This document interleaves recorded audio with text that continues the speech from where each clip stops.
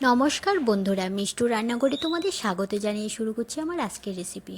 আমার আজকের রেসিপি হলো নিরামিষ কচুর শাক। এর জন্য প্রথমে আমি কচুর শাকগুলি ধুয়ে কেটে নিয়েছি। এদিকে নিয়ে নিয়েছি শুকনো সিমের বীজ আর বাদাম। প্রথমেই আমি গ্যাসে একটা কড়াই বসিয়ে এখন আমি সিমের বীজগুলি ভেজে নেব। শুকনো সিমের বীজ এখানে আমি নিয়েছি।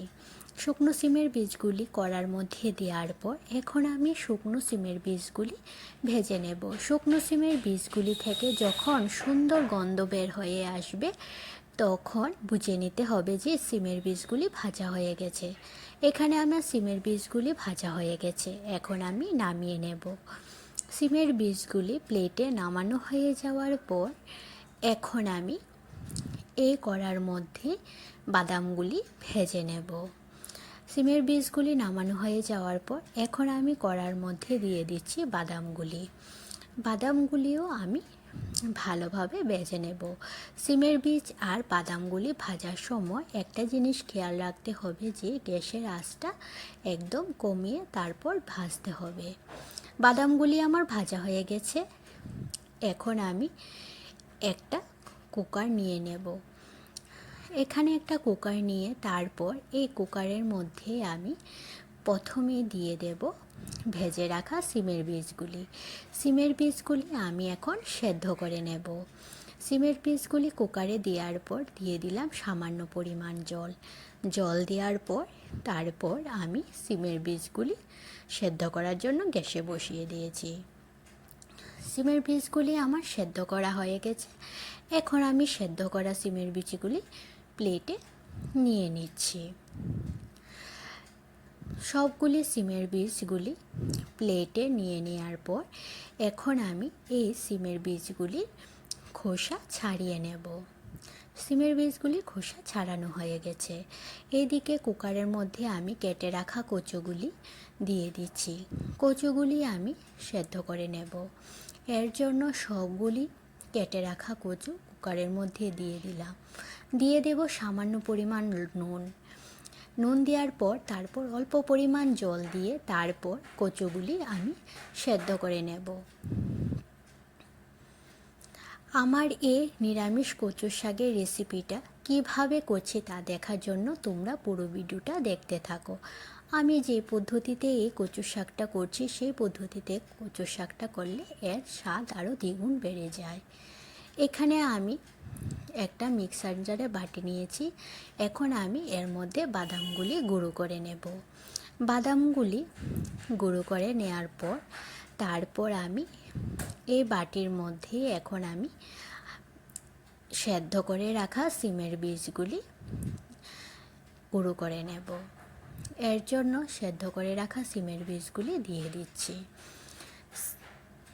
সিমের বীজগুলিও এখন আমি গুঁড়ো করে নেব। সিমের বীজগুলি আমার গুঁড়ো করা হয়ে গেছে, এখন প্লেটে নিয়ে নেব। আমার এই ভিডিওটি সামান্য বড় হয়ে যাবে, তোমরা ধৈর্য সহকারে দেখো আর তাহলেই বুঝতে পারবে যে কিভাবে এই কচু শাকটা রান্না করলে এর স্বাদ আরও দ্বিগুণ বেড়ে যায়।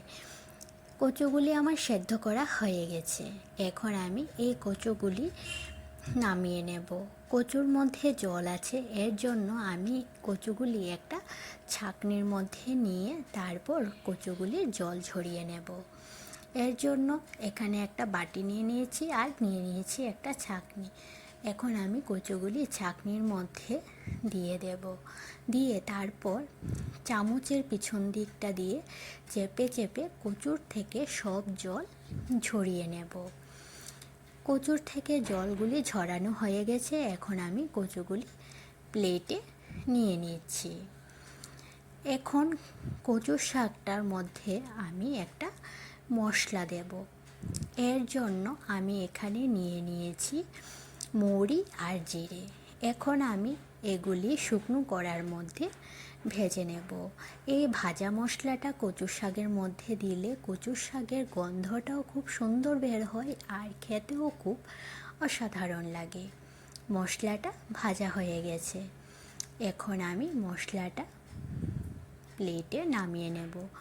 মশলাটা প্লেটে নামিয়ে নেওয়ার পর এখন আমি মিক্সি জারের বাটিতে দিয়ে মশলাটা গুঁড়ো করে নেব। এর জন্য আমি এখানে একটা মিক্সিং জারের বাটি নিয়ে নিয়েছি, দিয়ে দিলাম মশলাগুলি। এখন আমি জিরে আর মৌরির গুঁড়ো করে নেব। ভাজা মশলাটা হয়ে যাওয়ার পর এখন আমি রান্নাটা বসিয়ে দিচ্ছি। এর জন্য প্রথমে আমি গ্যাসে একটা কড়াই বসিয়ে দিলাম। কড়াই বসিয়ে দেওয়ার পর সেদ্ধ করা কচুটা কড়ার মধ্যে দিয়ে দিলাম। কড়ার মধ্যে কচুটা দেওয়ার পর এখন আমি এর মধ্যে দিয়ে দিলাম পরিমাণ মতন নুন আর পরিমাণ মতন হলুদ। এখানে আমি হাফ চামচ হলুদ দিয়ে দিয়েছি আর দিয়ে দেব হাফ চামচ নুন হলুদ দেওয়ার পর এখন আমি এর মধ্যে দিয়ে দিচ্ছি কাঁচা লঙ্কা বাটা 1 চামচ। ঝালটা তোমরা তোমাদের পছন্দ মতন দিতে পারো। কাঁচা লঙ্কা বাটাটা দেওয়ার পর এখন আমি এর মধ্যে দিয়ে দিচ্ছি 1 চামচ আদা বাটা। এখন আমি এই হলুদ, নুন, লঙ্কা আর আদা বাটা কচুর শাকের মধ্যে দিয়ে এই কচুর শাকটা 2-3 মিনিটের মতন রান্না করে নেব, যতক্ষণ পর্যন্ত কচুর শাকের থেকে জলটা না শুকিয়ে যাচ্ছে। কচুর শাকটা জল শুকানো হয়ে গেছে, এখন আমি প্লেটে নামিয়ে নেব।